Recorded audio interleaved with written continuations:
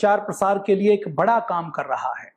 पूरे देश व दुनिया में भारत किस प्रकार से भारत, भा अर्थात ज्ञान, रत अर्थात प्रकाश करने वाला, ज्ञान को फैलाने वाला, ज्ञान का लगातार ज्ञान को चारों ओर बिखेरने वाला, अर्थात ऐसा देश, ऐसा क्षेत्र, ऐसी भूमि, ऐसी संस्कृति, ऐसी सभ्यता जो लगातार ज्ञान के प्रकाश से पूरे विश्व को आलोकित करती रही हो, ऐसा हमारा देश भारत रहा है। और इस भारत देश में ज्ञान की समृद्धशाली परंपरा रही है। अपने भारत के अंदर किसी के पास सोने की लंका है, यदि उसके पास ज्ञान नहीं है और ज्ञान के साथ आचरण और चरित्र नहीं है, तो उसकी हमने पूजा नहीं की, उसको मान्यता नहीं दी, उसको सम्मान नहीं दिया। अपने यहां धन का सम्मान कभी नहीं हुआ, अपने यहां सिंहासन का सम्मान नहीं हुआ, अपने यहां भारत में कभी भी संपत्ति को सम्मान नहीं दिया, अपने भारत में कभी भी पद का, प्रतिष्ठा का सम्मान नहीं होता। अपने भारत के अंदर यदि कोई सम्मान होता है तो वो ज्ञान का होता है, विद्या का होता है, और इसके साथ साथ तप और त्याग का सम्मान होता है। ये भारत की सभ्यता और संस्कृति रही है। भारत के डीएनए में, भारत के एक एक सेल्स में, एक एक कोशिका के अंदर विद्या प्राप्ति के लेकर, ज्ञान प्राप्ति को लेकर बहुत उत्कंठा रही है, आखंड रहा है। हमारे ऐसे हजारों पूर्वज रहे हैं जिन्होंने अपना पूरा जीवन अपने सुख को, अपनी सुविधाओं को, अपने आराम को ठोकर मारकर अपना जीवन समर्पित कर दिया कि मुझे शोध करना है, मुझे रिसर्च करनी है, मुझे मानवता के कल्याण के लिए अपनी आने वाली पीढ़ियों को कुछ देकर जाना है। और अपने यहां तो यह कहा गया है कि हमारे पूर्वजों ने जो ज्ञान विज्ञान आज हमें दिया है, वो चाहे पराविद्या हो या अपराविद्या हो, वो भौतिक ज्ञान विज्ञान की बात हो, आध्यात्मिक ज्ञान विज्ञान की बात हो, तो ये माना जाता है कि जब तक हम ऋषि ऋण से उऋण नहीं हो जाते, मतलब जो ज्ञान परंपरा के कारण हमने अपने जीवन में सुख भोगा है, हमें अपने जीवन में जो भूमि भवन से लेकर, कृषि से लेकर, वस्त्र से लेकर, परिवार से लेकर जो अलग अलग हमारे पूर्वजों के शोध का लाभ मिला है, उस ज्ञान को, उस विज्ञान को जब तक हम दूसरे लोगों के बीच में बांटते नहीं हैं, अपने जीवन में कुछ तप त्याग संघर्ष करके इस ज्ञान की परंपरा को आगे नहीं बढ़ाते, तब तक हम ऋषि ऋण से उऋण नहीं हो पाते, हम ऋषि ऋण को चुका नहीं पाते। ये भारत की मान्यता रही है। भारत के ऐसे बहुत से हमारे ऋषि रहे हैं। दीर्घ तमस नाम के एक ऋषि रहे हैं जिन्होंने सूर्य के ऊपर शोध किया। और कैसा शोध किया, शोध में कितने डूब जाते थे, आप अंदाजा लगाइए कि दीर्घ तमस नाम के हमारे एक पूर्वज, एक ऋषि सूर्य के ऊपर इतना शोध करते रहे कि सूर्य के ऊपर शोध करते करते उनकी आंखें अंधी हो गई। क्योंकि सूर्य के ऊपर शोध करना है तो सूर्य को लगातार देखना है, अलग अलग ग्रहों की स्थिति के अनुसार, नक्षत्रों की स्थिति के अनुसार, समय की, देश काल परिस्थिति की स्थिति के अनुसार देखना है, तो आंखें गंवा दी। लेकिन आंखें गंवाने के बाद भी उनको इस बात की तसल्ली रही कि मैंने अपनी आंखें गंवाई हैं तो मैं सूर्य के ऊपर शोध करके आने वाली पीढ़ियों को कुछ ज्ञान विज्ञान देकर जाऊंगा। तो ये भारत की परंपरा रही है। और इसी भारत की गौरवशाली परंपरा ने पूरे विश्व में मानवता का कल्याण किया है, मानवता का विकास किया है। भारत को सभ्यता और संस्कृति का पालना कहा जाता है कि अर्थात सभ्यता और संस्कृति का सबसे पहले जहां पर अंकुर फूटा, सबसे पहले सभ्यता और संस्कृति की बयार बही, सभ्यता और संस्कृति की कोंपले आई, वो भारत की भूमि रही है। भारत की भूमि ने केवल भौतिक ज्ञान विज्ञान नहीं दिया है, आध्यात्मिक ज्ञान विज्ञान भी पूरे देश व दुनिया के लोगों को दिया है। हम बात कर रहे थे भारत की इस ज्ञान परंपरा के संवाहक के रूप में। भारत की इस ज्ञान परंपरा को और अक्षुण्ण रखने के लिए, इसको प्रिजर्व करने के लिए, इसका संरक्षण करने के लिए, और संरक्षण करने के साथ साथ संवर्धन करने के लिए, इसके ऊपर रिसर्च करने के लिए, इसको डेवलप करने के लिए पतंजलि योगपीठ काम कर रहा है। भौतिक तौर पर आयुर्वेद के योग के ज्ञान को परम पूज्य स्वामी जी महाराज श्रद्धेय आचार्य जी आप रोज देखते हैं, आस्था टीवी के माध्यम से, वैदिक के माध्यम से, संस्कार के माध्यम से, सोशल मीडिया के माध्यम से, पुस्तकों के माध्यम से, व्यक्तिगत डायरेक्ट आपके संपर्क में आकर आमने सामने योग शिविरों के माध्यम से जन जन तक पहुंचाने का काम कर रहे हैं।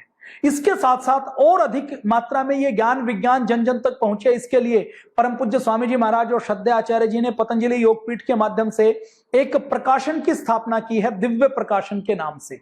जैसा इसका नाम है वैसी ही दिव्यता इस प्रकाशन के अंदर है। आध्यात्मिक विद्या की, हमारी भारत की पूर्वजों की विद्या के, ज्ञान विज्ञान के वो पन्ने जो कहीं जलाए जा चुके थे, वो पन्ने जो कहीं नष्ट हो गए थे, वो पन्ने जिनके अंदर मिलावट कर दी गई थी, वो पन्ने जिनको छुपाकर हमें यह बता दिया गया कि आपके अंदर तो कोई सभ्यता संस्कृति नहीं रही है, आपके अंदर तो कोई ज्ञान विज्ञान नहीं रहा है, आप तो जंगलों में केवल आप खाक छानते रहे, आप तो अनपढ़ रहे हैं, आप तो जाहिल रहे हैं, आपके अंदर तो कभी कोई डेवलपमेंट नहीं रही, हमने आपको पढ़ना सिखाया है। अंग्रेजों ने यह आरोप लगाया कि हमने आपको सभ्यता दी है, संस्कृति दी है, ज्ञान दिया है, विज्ञान दिया है।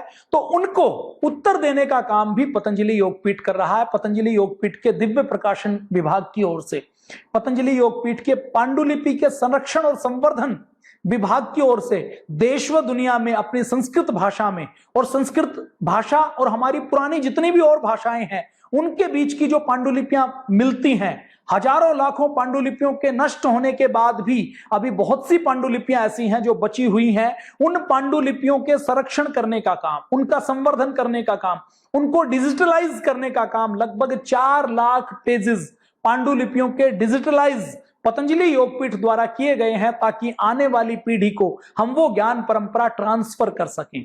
जैसे हल्दी के ऊपर विदेशियों ने पेटेंट ले लिया, नीम के ऊपर पेटेंट ले लिया, अकेले गिलोय के ऊपर 800 से अधिक रिसर्च पेपर अमेरिका के अंदर छप चुके हैं। जापान, दिल्ली आईआईटी के साथ मिलकर जापान के मेडिकल इंस्टीट्यूट अश्वगंधा के ऊपर रिसर्च कर रहे हैं कि कोरोना के उपचार का रास्ता यदि कहीं मिल सकता है तो आयुर्वेद से मिल सकता है, इम्यूनिटी को बूस्ट करने का रास्ता यदि कहीं से मिल सकता है तो भारत से मिल सकता है। ये सारे काम चल रहे हैं।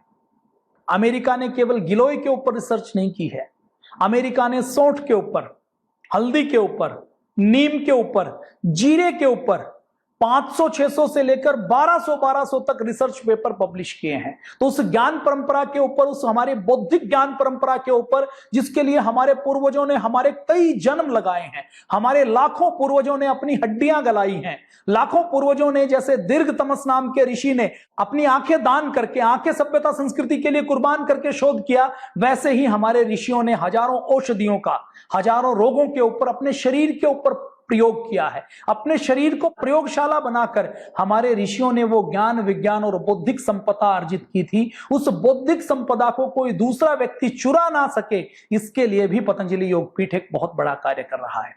तो इसके लिए पतंजलि योगपीठ में हमारे इस पुरानी ज्ञान परंपरा के संवाहक के रूप में दिव्य प्रकाशन की स्थापना की गई है। दिव्य प्रकाशन की ओर से हमने अभी बात की कि दिव्य प्रकाशन की ओर से रोज हमें योग अभ्यास करना है, दैनंदिन योगाभ्यास के नाम से, योग के सामान्य ज्ञान के नाम से, योग विज्ञानम के नाम से, योग साधना और योग चिकित्सा रहस्य के नाम से, कि जिनको घर पर योग सीखना है। पूज्य स्वामी जी महाराज द्वारा खुद अपने हाथों से लिखी हुई यह पुस्तक है, जो पूज्य स्वामी जी महाराज ने आज से 20 वर्ष पहले लिखी थी। जब पूज्य स्वामी जी महाराज गंगोत्री की गुफाओं को छोड़कर लोगों को आरोग्य देने के लिए नीचे आए, उन्होंने प्राणायाम करवाया। तो उस प्राणायाम को करवाते करवाते जब लोगों का दमा दूर हुआ, अस्थमा ठीक दूर हुआ, आर्थराइटिस ठीक हुआ, तो लोगों ने जब कहा कि आप इनको लिख कर दे दीजिए, तो पूज्य स्वामी जी महाराज ने अपने वर्षों के गहन ज्ञान को लिपिबद्ध करके ये पहली पुस्तक बनाई थी, जिसमें योग साधना और योग चिकित्सा, मतलब योग की किसी को साधना करनी है, परमेश्वर को प्राप्त करना है तो उसका मार्ग भी इसके अंदर है, और किसी को योग से चिकित्सा करनी है, योग से अपना दमा अस्थमा दूर करना है, योग से अपना माइग्रेन दूर करना है, योग से अपना बीपी क्योर करना है, योग से अपना आर्थराइटिस क्योर करना है, तो उसका मार्ग भी इसके अंदर दिया गया है। योग का स्वरूप क्या है, योग के पहलू क्या है, योग की उपयोगिता क्या है, योग का मन पर क्या प्रभाव पड़ता है, शरीर पर क्या प्रभाव पड़ता है, आत्मा पर क्या प्रभाव पड़ता है। और इसमें कोई एक भी बात पूज्य स्वामी जी महाराज ने वो नहीं लिखी जो उन्होंने खुद अनुभूत नहीं की। हर बात पूज्य स्वामी जी महाराज ने वो लिखी है जो हजारों रोगियों पर, हजारों लोगों के ऊपर या अपने आप पर वो अनुभूत कर चुके हैं, या उन्होंने वो बात लिखी है जो हमारे ऋषियों के प्रमाणिक ग्रंथों में, हमारे ऋषियों ने गहन शोध से लिखी हुई है। कोई बात लिखी हुई है तो उसका रेफरेंस दिया हुआ है। पूज्य स्वामी जी महाराज ने यहां पर जैसे योग के 3 पहलू की बात लिखी है, तो उसमें गीता का रेफरेंस है, उसमें दत्तात्रेय योग का रेफरेंस है। एक एक शब्द के पीछे जो हमारे वेद, हमारे शास्त्रों के अंदर जितने प्रामाणिक रेफरेंस है, उन रेफरेंस के साथ ये पूरी पुस्तक, उपनिषद का रेफरेंस, ऋग्वेद का रेफरेंस, उनके साथ ये पुस्तक बनाई गई है। इसमें योग का आध्यात्मिक पक्ष के बारे में सारी चीजें बताई गई है। योग के आध्यात्मिक पक्ष के साथ साथ योग के जैसे हम और आप पूरी गीता नहीं पढ़ सकते, तो गीता के अंदर दैवी संपद क्या है, आसुरी संपद क्या है, भगवान का दर्शन क्या होता है, मुक्ति का व्यवहारिक स्वरूप और दर्शन क्या है, हम सब मोक्ष के मुक्ति के मार्ग को खोजते रहते हैं। प्राणायाम को ध्यान पूर्वक कैसे करें, मेडिटेशन कैसे करें, आहार कैसा हो, निद्रा कैसी हो, दिनचर्या कैसी हो, यम नियम का पालन किस प्रकार से करें, लेटकर करने वाले कौन कौन से आसन हैं, लाइट एक्सरसाइजेज कौन कौन सी है जो बड़ा व्यक्ति भी कर सकता है, लेटकर पीठ के बल कौन कौन से आसन करें, पेट के बल कौन कौन से आसन करें, विद्यार्थियों के लिए कौन कौन से आसन हैं, अलग अलग रोगों के अनुसार कौन कौन से आसन प्राणायाम है, हठ योग और षटकर्म के विषय में, नाड़ी विज्ञान के बारे में, स्वर विज्ञान के बारे में, नेति के बारे में, जल नेति के बारे में, सूत्र नेति के बारे में, धृत नेति के बारे में, वमन धोती के बारे में, गजकर्णी के बारे में, कुंजल क्रिया के बारे में, वस्त्र धोती, दंड धोती, कायाकल्प की क्रिया कैसे करें, अपने शरीर को कैसे पूरा मेंटेनेंस करें, पूरी ओवरहालिंग करें, नौली क्रिया कैसे करें, गणेश क्रिया कैसे करें, बस्ती कैसे करें, त्राटक कैसे करें, कपाल भाती कैसे करें, मुद्राएं हमारी कौन कौन सी होती हैं, कैसे वो काम करती हैं। जैसे हमारे शरीर के अंदर एक तो हम जैसे नाड़ी तंत्र देखते हैं, नर्वस सिस्टम है, शरीर को बाहर से देखते हैं, हमारी हड्डियों का स्केलेटन सिस्टम है, तो ऐसे ही हमारे शरीर के अंदर एनर्जी के अलग अलग चक्र हैं, एनर्जी का अलग अलग सर्किट काम करता है। और ये जो मुद्रा है वो इतनी अद्भुत है कि ये जो जैसे ही हम मुद्रा लगते हैं तो हमारे एनर्जी के वो सर्किट जुड़ जाते हैं, और जब हमारे एनर्जी के वो सर्किट जुड़ते हैं तो अद्भुत प्रभाव होता है। मुद्राओं के विषय में फिर कभी हम बात करेंगे, तो मुद्राओं के विषय में बहुत डिटेल में इसमें बातचीत की है।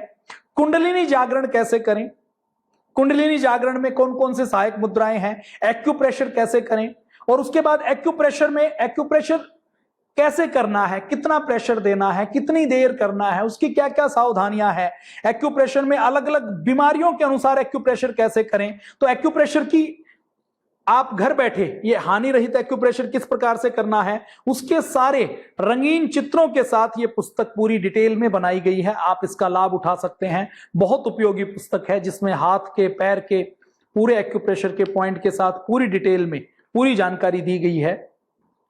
और उसके बाद ध्यान भी दिया गया है, ध्यान के 3 चरण कौन कौन से हैं, घर में बैठकर आपको ध्यान करना है तो कैसे करें। लोग ध्यान के नाम से कुछ करवाते रहते हैं, कुछ बताते रहते हैं कि कुछ मत सोचो, कुछ मत करो। तो ध्यान का हमारा वैज्ञानिक स्वरूप क्या है, ध्यान का वैदिक स्वरूप क्या है, ध्यान का आध्यात्मिक स्वरूप क्या है, हमारे पूर्वजों के ध्यान का स्वरूप क्या है, वो इसमें बहुत डिटेल में दिया गया है। और हर चीज के बारे में अब आप देखेंगे तो जैसे योग का मैं अगर पहला पेज खोलता हूं तो पूज्य स्वामी जी महाराज ने पहले पेज में जैसे 16 लाइनें लिखी हैं, तो 16 लाइनों में कितना रेफरेंस है, 16 लाइनों में 7 रेफरेंस हैं। रेफरेंस किसके हैं, योग दर्शन के हैं, महर्षि पतंजलि के, व्यास भाष्य के हैं।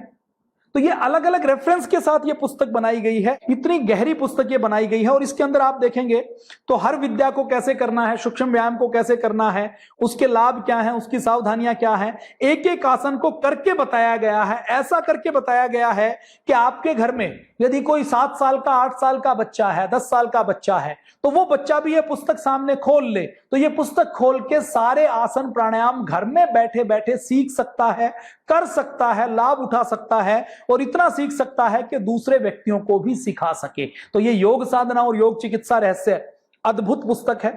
अंग्रेजी में है, हिंदी में है, गुजराती में है, मराठी में है, कन्नड़ में है, पंजाबी में है, बंगाली में है, तेलुगु में है, तमिल में है, मलयालम में है।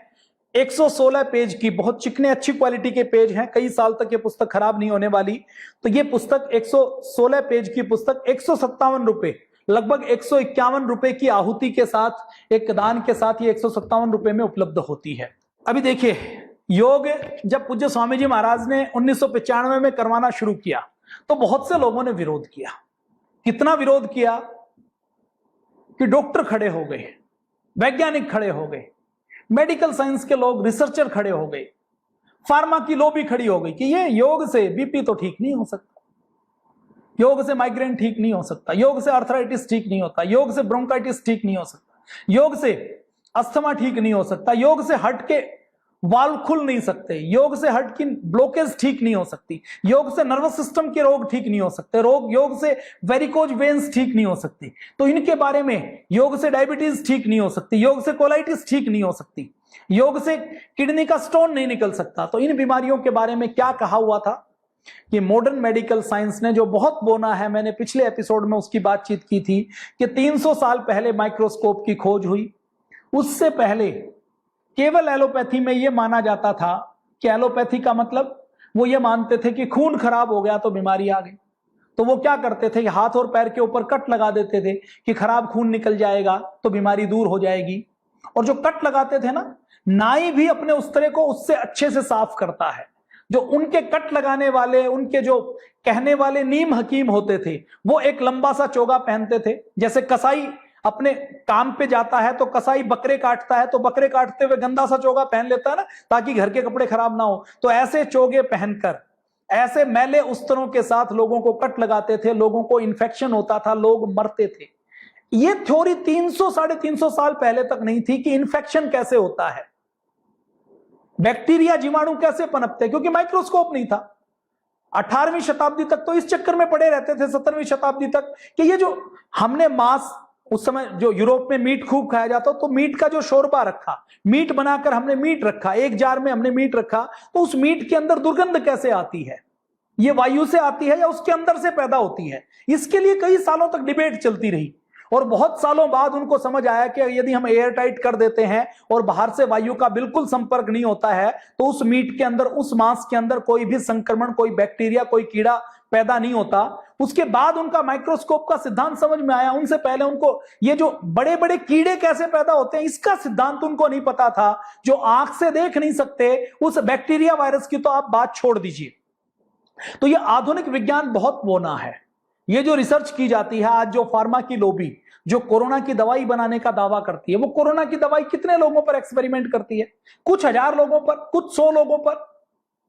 और कोरोना जो वायरस इसी साल आया, जिसको अभी 8 महीने होने जा रहे हैं, उस 8 महीनों में कोरोना की वैक्सीन पूरी दुनिया की सारी सरकारें लगी हुई हैं, सारे तानाशाह लगे हुए हैं, सारी मिलिट्री लैब लगी हुई है, सारी दुनिया के वैज्ञानिक लगे हुए हैं, सारे धर्म मजहब वाले लगे हुए हैं, लेकिन उनके पास कोरोना का कोई इलाज नहीं आया। भारत के अंदर लोग काढ़ा पी रहे हैं, गिलोय का सेवन कर रहे हैं, तो भारत के अंदर कोरोना की मृत्यु दर दूसरे देशों से बहुत कम है। कहां तो अमेरिका की सीनेट में ये रिपोर्ट प्रस्तुत की जा रही थी।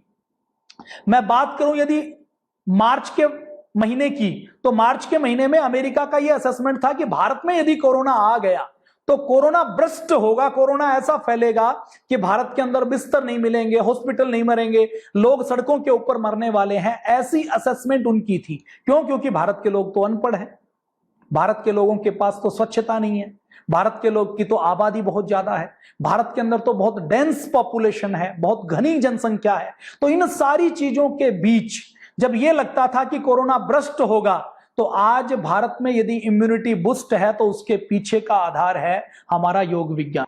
जब पूज्य स्वामी जी महाराज ने लोगों को योग करवाया और लोगों का बीपी ठीक हुआ, लोगों का माइग्रेन पेन ठीक हुआ, लोगों की डायबिटीज ठीक हुई, लोगों का थायराइड ठीक हुआ, लोगों का आर्थराइटिस ठीक हुआ, लोगों का दमा अस्थमा ठीक हुआ, लोगों की गांठें घुलने लगी।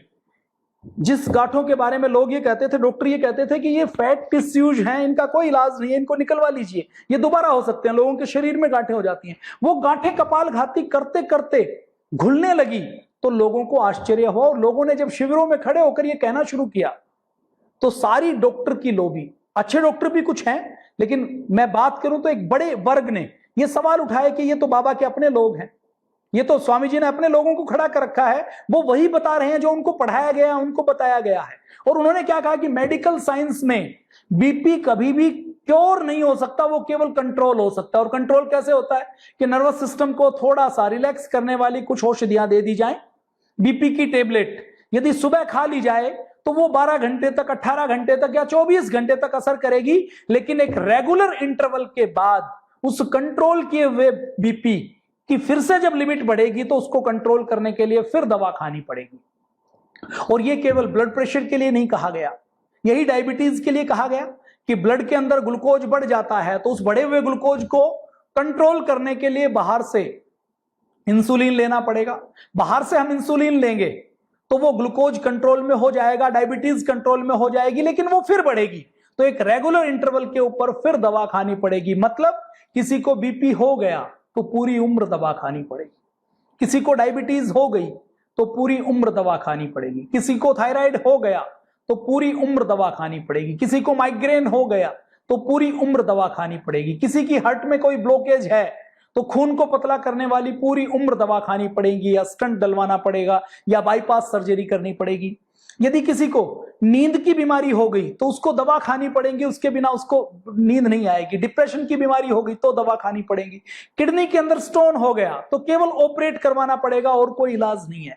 जो ऐसी मेडिकल साइंस की चीजें थी जिनको केवल यह माना जाता था कि ये कंट्रोल हो सकती हैं, क्योर नहीं हो सकती, जब योग से ये चीजें क्योर हुई तो पूरी दुनिया के डॉक्टरों ने सवाल उठाए, रिपोर्टर्स ने सवाल उठाए, मीडिया हाउस ने सवाल खड़े किए, वैज्ञानिकों ने सवाल खड़े किए, रिसर्च करने वालों ने सवाल खड़े किए। तो 2007 में जब ये सवाल आते तो पूज्य स्वामी जी महाराज उसका उत्तर देते। लखनऊ के सहारा हॉस्पिटल के वरिष्ठ डॉक्टरों के साथ और दुनिया के बड़े डॉक्टरों के साथ, भारत के बड़े डॉक्टरों को साथ लेकर पहली बार ऐसे शिविर लगाए गए जिसमें लोगों का पहले और बाद में पूरे पैथोलॉजिकल से लेकर सारे टेस्ट किए गए, लैब टेस्ट किए गए और उनको प्राणायाम करवा के उनके ऊपर क्या क्या प्रभाव पड़ता है इसकी विज्ञान की कसौटी पर योग को कसा गया।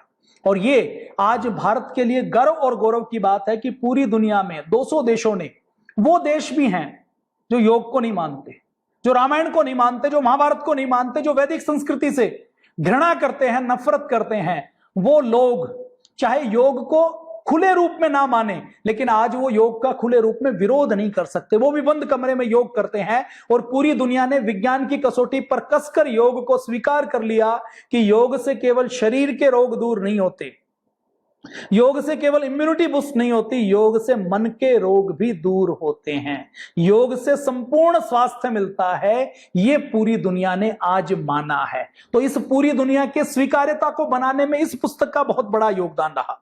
2007 के जून में यह पुस्तक छापी गई। मुझे ध्यान है उस समय योग शिक्षक के रूप में पतंजलि योगपीठ ताजा ताजा बना था। पतंजलि योगपीठ उस बड़े रूप में नहीं था, तो ये फेज 2 नहीं बना हुआ था। तो भूपतवाला में हमारी एक बैठक हुई थी, उस समय ये पहली बार पुस्तक लॉन्च की गई थी। विज्ञान की कसौटी पर योग पुस्तक लॉन्च की थी। तो इस विज्ञान की कसौटी पर योग पुस्तक में योग का इतिहास क्या है, योग के शारीरिक पक्ष क्या है, योग हमारा स्वास्थ्य क्या है, योग का आध्यात्मिक पक्ष क्या है, वैज्ञानिक पक्ष क्या है, योग के लिए स्वामी जी महाराज की विधि क्या है, उसका आहार क्या है, योग का जो मॉडर्न मेडिकल साइंस के आधार पर उसका विश्लेषण क्या है, अलग अलग प्राणायाम का कैसे प्रभाव पड़ता है, एक एक प्राणायाम का हमारे श्वसन तंत्र पर, हमारे हृदय पर, हमारे रक्तचाप पर, हमारे एंडोक्राइन सिस्टम पर, हमारी डायबिटीज के ऊपर, हमारे किडनी के ऊपर कैसे फर्क पड़ता है, योग से कैसे बीपी के ऊपर इफेक्ट पड़ता है, हमारे भार के ऊपर, मोटापे के ऊपर इफेक्ट पड़ता है, फेफड़ों के ऊपर, थायराइड के ऊपर, आर्थराइटिस के ऊपर, कैंसर के रोगी कैसे ठीक होते हैं, और हमारे हार्मोन्स के ऊपर योग का कैसे प्रभाव पड़ता है। और इसके साथ साथ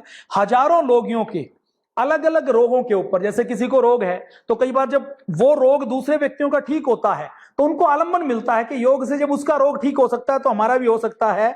तो पाचन संस्थान के अलग अलग कैंसर तक के ऐसे हजारों रोगी जो ठीक हुए हैं उनकी रिपोर्ट की फोटो के साथ इसमें छापा गया है, इसमें पब्लिश किया गया है, जिसमें रोगियों की पैथोलॉजी की बिफोर और आफ्टर की सारी फोटोग्राफ भी छापी गई हैं, ये आप सामने देख सकते हैं। उसके साथ विज्ञान की कसौटी पर अलग अलग रोगों में योग किस प्रकार से प्रभाव डालता है उसका गहन विश्लेषण ग्राफ के माध्यम से, ह्यूमन बॉडी एनाटॉमी और फिजियोलॉजी के माध्यम से पूरा डिटेल में किया गया है। तो ये विज्ञान की कसौटी पर योग अद्भुत पुस्तक है, सीखने के लिए आप अपने घर में इसको जरूर रखिए। यह पुस्तक भी हिंदी और अंग्रेजी में छापी गई है। 300 रुपए के मूल्य की ये पुस्तक, और ये जो मूल्य रखा जाता है ये मूल्य लगभग लागत मूल्य है, इसमें कोई प्रॉफिट लेने की भावना नहीं होती। ये लागत मूल्य है ताकि जो डीलर डिस्ट्रीब्यूटर है उसको अपना मुनाफा मिल सके और ये पूरे देश में पहुंच सके, इस उद्देश्य के साथ न्यूनतम लागत मूल्य पर ये चीजें उपलब्ध करवाई जाती है। तो विज्ञान की कसौटी पर योग भी एक बहुत अच्छी पुस्तक है।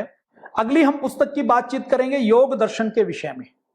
योग दर्शन, आप जब बात चलती है वैदिक संस्कृति की, बात चलती है हिंदुत्व की, भारतीय संस्कृति की, तो आप बार बार शब्द सुनते होंगे वेद दर्शन।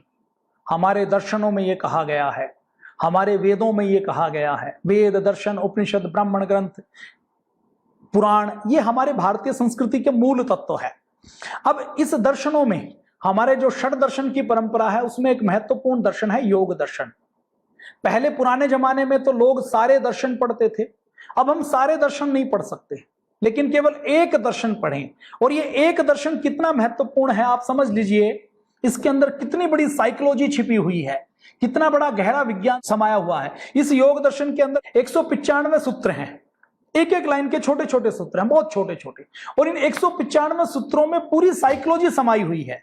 इस 195 सूत्रों में से यदि कोई 5 सूत्रों को भी अपने जीवन में धारण कर ले, यदि सबको कर ले तो बहुत अच्छी बात है। यदि कोई 5 सूत्रों को, यम नियम आसन प्राणायाम प्रत्याहार धारणा ध्यान समाधि मैत्री करुणा मुदिता उपेक्षा नाम सुख दुख पुण्य पुण्य विषयाणाम, ये कुछ सूत्र ऐसे हैं जिनको हम यदि समझ लेते हैं तो हमें तनाव नहीं हो सकता, हमें डिप्रेशन नहीं हो सकता, हमें एंजाइटी नहीं हो सकती, हम राग द्वेष में नहीं पड़ सकते, हमारे जीवन में दुख नहीं आ सकता। तो ये योग दर्शन नाम की पुस्तक पूज्य स्वामी जी महाराज ने खुद योग दर्शन का भाष्य लिखा है, और इस योग दर्शन को सरल शब्दों में केवल 95 पेजों में 195 सूत्रों के भाष्य को सरल भाषा में समझाया गया है। हिंदी और अंग्रेजी में यह पुस्तक उपलब्ध है केवल 50 रुपए में। आप हम यदि फोटोकॉपी भी करवाते हैं ना, तो 100 पेज की फोटोकॉपी करवाएं तो उसकी कीमत भी लगभग 75 रुपए पड़ती है। 75 पैसे की 1 रुपए की एक फोटोकॉपी होती है एक साइड में, और यदि ये डबल साइड की हम बात करें तो लगभग 100 रुपए तो इसकी फोटोकॉपी की लागत मिलती है। इसकी विद्वता, इन चीजों की छोड़ दीजिए, इसकी कंपोजिंग, डिजाइनिंग और इसका पेपरबैक संस्करण, इन लागत से भी कम मूल्य में ये पुस्तकें उपलब्ध करवाई जाती है। तो 50 रुपए में आप ये योग दर्शन पुस्तक ले सकते हैं। तो आज हमने कुछ पुस्तकों की बात की, इसी कड़ी को, इस ज्ञान विज्ञान की श्रृंखला को हम आगे बढ़ाएंगे, आगे लेकर जाएंगे। आज के लिए यही विराम लेते हैं। जय हिंद, वंदे मातरम, भारत माता की जय।